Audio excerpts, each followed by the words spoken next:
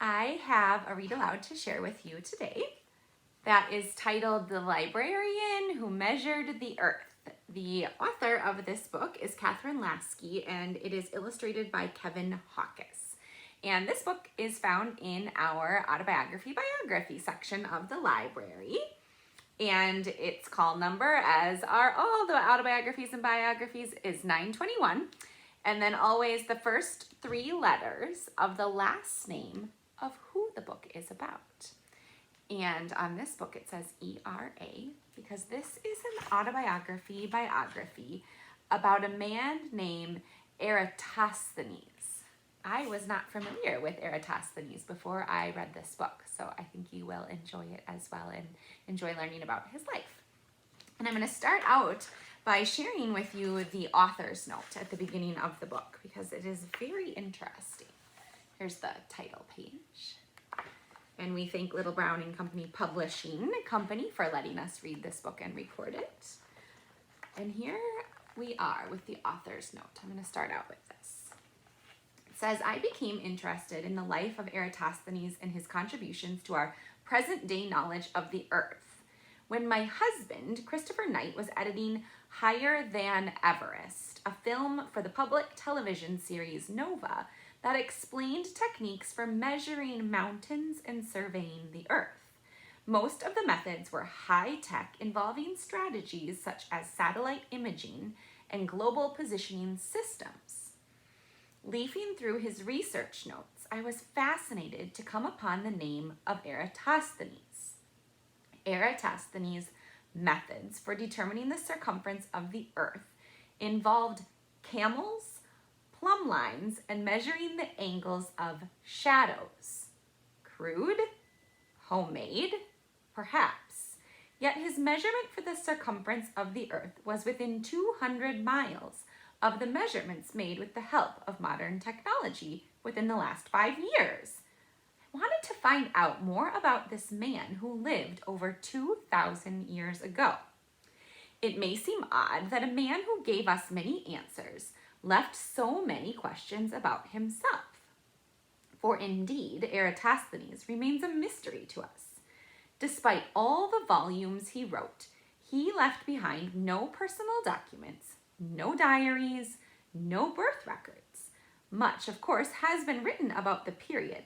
Classical historians and historians of science know a great deal about the time in which Eratosthenes lived and have scraped together bits and pieces about him, particularly during his years as chief librarian at the Great Library in Alexandria, Egypt. There is much that we do not know, nor ever will for sure. Such gaps exist in all histories. We cannot fill them in by making up facts, but we can try to responsibly imagine based on what we already know, which is what I've tried to do in this book. This is not an uncommon way for historians to work. To delve into a life of a remarkable man like Eratosthenes is a challenge of the most joyful sort, for his curiosity about life is contagious. If I could not have lived 2,000 years ago and been one of his if I could not have lived 2,000 years ago and been one of his students or a reader at the Great Library in Alexandria, the next best thing is to write a book about such a man. So that was the author's note by Catherine Lasky. And now we begin the story. More than 2,000 years ago, a very smart baby was born. His name was Eratosthenes, and it shows the pronunciation here. His parents were Greek, and they lived in Cyrene, a Greek city on the coast of Africa in the country that is now called Libya. Even as a baby, Eratosthenes was curious and full of wonder. He would crawl across the kitchen floor to follow the path of ants. He wondered why there were beads of water on the cistern in the morning. And in the evening, when he looked out the window of his bedroom, he wondered why the stars stayed in the sky. When he could speak, he began asking hundreds and even thousands of questions. How far away is the sun? What is it made of? Where do the winds come from? What makes the stars move? Many of these questions his parents couldn't answer. When he was 6 years old, he went to school. It was called the gymnasium. Although the original meaning of the word was exercise ground, a gymnasium was also a school. Every morning, Eratosthenes, like other Greek boys, would be taken there by a family slave. At the gymnasium, there were no desks, no paper, and no pencils. And there were no girls. The girls stayed home and learned to cook and weave. Not many learned to read or write. Students sat on the floor, and instead of pens, they had styluses, sticks, with one sharp end that were used for writing on tablets made of wax. A little different than the tablets and styluses we have now. Eratosthenes loved the gymnasium. It was a chance to ask more questions. In between asking questions, he and the other students learned reading, writing, arithmetic, music, and poetry. They even learned how to play the lyre and recite poetry at the same time. Eratosthenes was good at all these subjects, and he was a real whiz in math. But his absolute favorite subject was geography. He bombarded his teachers with questions. How much of the earth is land? How high is the highest mountain? Is there a map of the earth?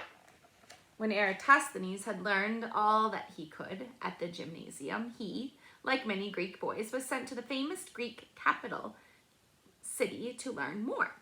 He said goodbye to his parents and his teachers and sailed to Athens. In Athens, he studied mathematics, philosophy, and science.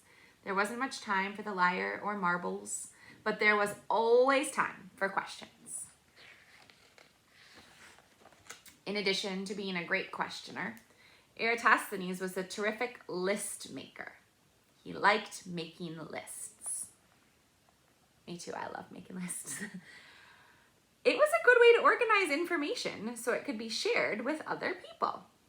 He made a list of all the important dates in the history of Greece. This kind of list is called a chronology. He also made a list of all the winners of the Olympic Games, and he began to write books.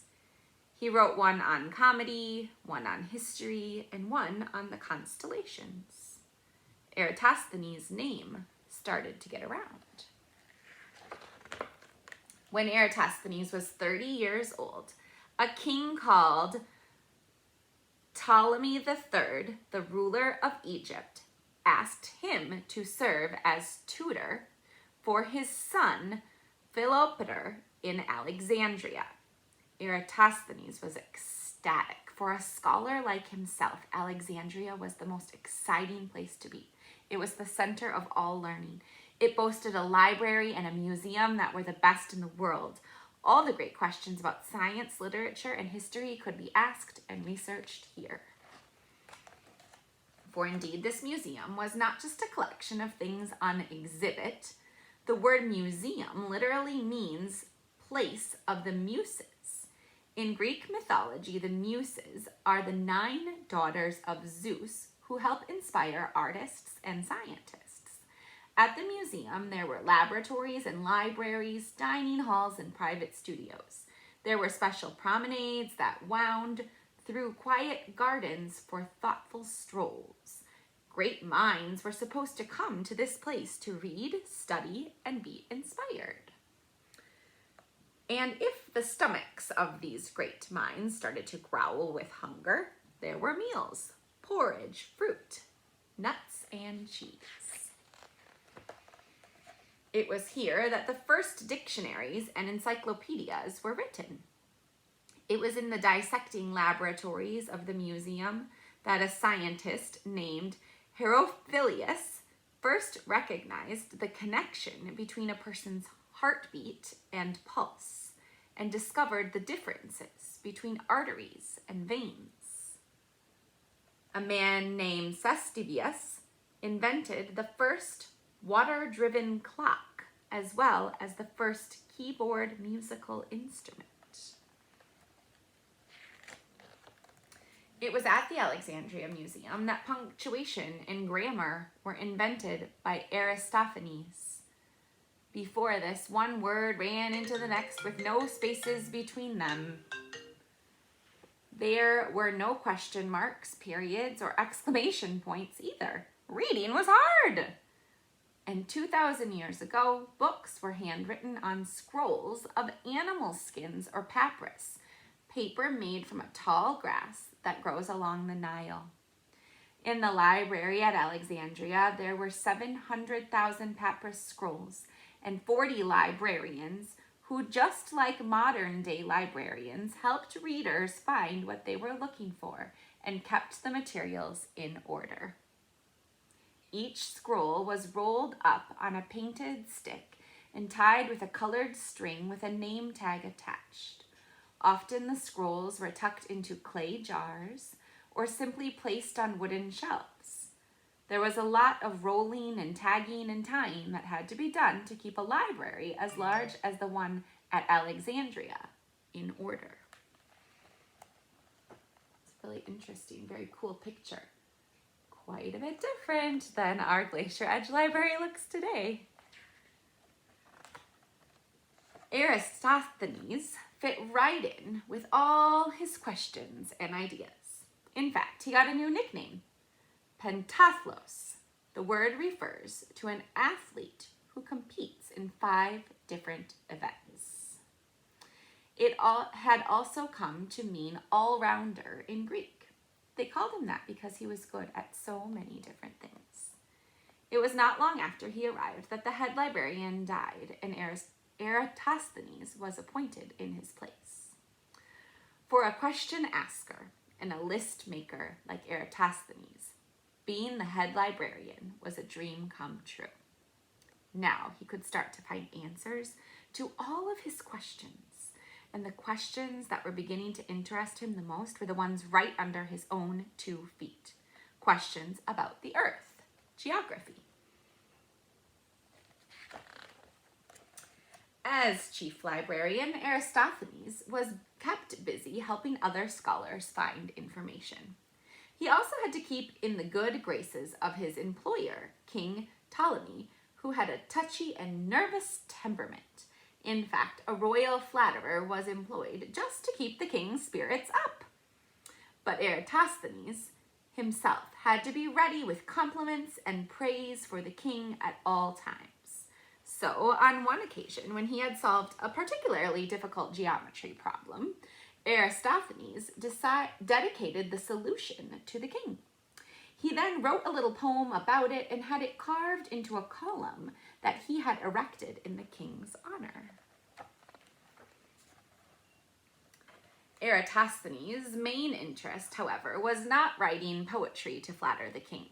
It was geography. Once upon a time, it had been thought that the earth was flat. Then, for a while, people thought that it was the shape of a cylinder. But by the time Aristophanes was born, they knew for sure that the earth was round, a sphere. They had known this for at least 100 years. But Eratosthenes had a lot of other questions about the earth. How far does the earth tilt on its axis? Does the ocean go all the way around the earth? One of the most interesting questions of all was how big around was the earth? It seemed impossible to figure out, for one could not walk around the earth without running into an ocean, and at that time the Greeks did not have ships that they would dare sail as far as these oceans might reach. Could one, however, stand in one spot and figure it out?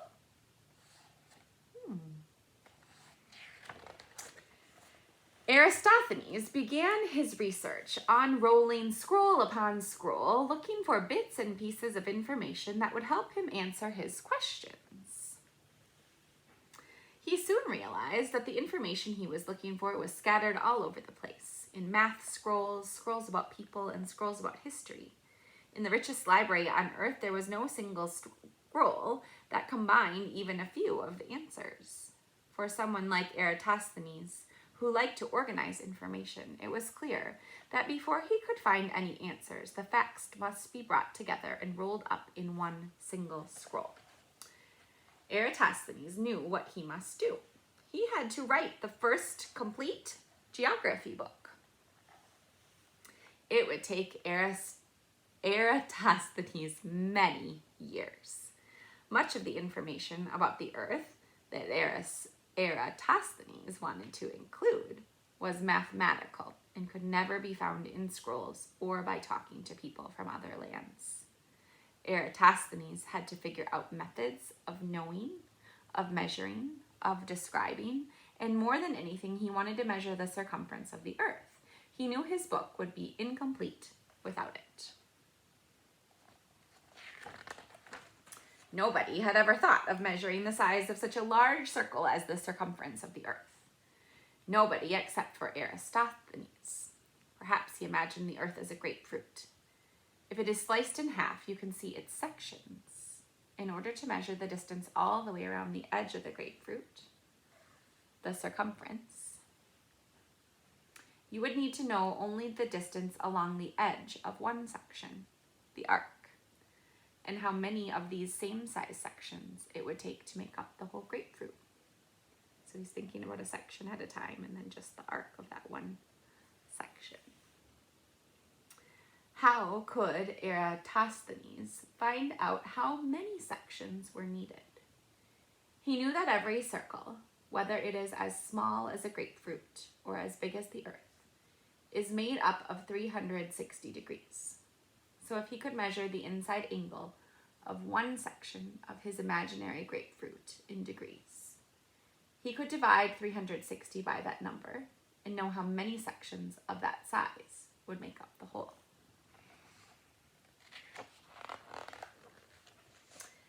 Eratosthenes pictured a section of the earth whose outside edge ran from Alexandria to Syene, a city in southern Egypt. If he could figure out the distance between Alexandria and Syene, and if he could measure the inside angle of the section they created, he would be able to calculate the earth's circumference. But how would he ever be able to measure that angle? It lay far below the ground, at the center of the earth. Eratosthenes realized that the sun could help him with his angle problem, and he picked Syene for a reason. He had heard from a caravan passing through Alexandria that on the 21st day of June, at precisely midday, the sun would shine directly down a certain well in Syene, lighting up the well, but casting no shadows on its walls. But at the exact same time in Alexandria, shadows would be cast. Eratosthenes knew why. It was because the earth was round. If the earth were flat, the sun would strike every place at the same angle, and the shadows would all be exactly the same. Eratosthenes knew a thing or two about shadows and angles. He knew you could measure the angle of the sun by the shadow it cast. And he knew from the mathematical texts he had read that the angle of the sun in Alexandria at noon on June 21st would be the same as the angle that lay at the center of the earth, making the inside of his Alexandria to Syene grapefruit section. So Eratosthenes walked out of the library a few minutes before noon on the 21st day of June to measure a midday shadow at Alexandria, just as the sun was falling straight down the well at Syene. He measured an angle of about 7.2 degrees. Then he divided 360 by 7.2, 7 2/10, which equals 50. Now, he knew that it would take 50 Alexandria to Syene sections to make up the circumference of the earth. But knowing that was still not enough. Let me think about what he still needs to know. Eratosthenes had to know the length of his section's arc, the distance between the two cities. Then he could multiply this distance by 50 to find the distance around the whole Earth. It would be so simple. But it wasn't. There was a problem. The problem was camels. Camels were the main manner of transport in the desert, and Eratosthenes had planned to measure the distance between the two cities by calculating how long it took camels to get from one city to another. He thought camels would be perfect, but he forgot that they are ornery, stubborn, and have minds of their own. Some camel caravans went slow, and some went fast, and some camels ran off in the wrong direction. No matter how hard Eratosthenes tried, he could not record travel times for camels that were accurate enough for his mathematical equations. Finally, he threw up his hands in despair. Enough with these camels, I'm going to see the king. He asked the king if he could borrow the services of his best bemetists, surveyors trained to walk with equal steps. How would you like to have that job? Just walk at a super consistent pace. In this way, linear distances could be measured with some accuracy. The king agreed, and the bemetists he supplied walked with equal steps just as they had been trained to do. It was then easy to estimate that the distance between Alexandria and Syene was 5,000 stades. A stade was supposed to equal the length of a Greek stadium. The stade that Eratosthenes used was 515 feet, or just under 1/10 of a mile. Eratosthenes now had all the numbers he needed for the formula. He calculated the circumference of the Earth to be 252,000 stades, or 24,662 miles. When the Earth was remeasured in this century, there was only a 200-mile difference between the modern-day figure and the one that Eratosthenes had calculated over 2,000 years ago. Eratosthenes' measurements provided the first accurate, mathematically based map of the world. His Geographica, the first geography book of the world, was now complete. Eratosthenes lived to be a very old man. He continued to work on math problems and to study and measure the Earth. But most important of all, he kept asking questions.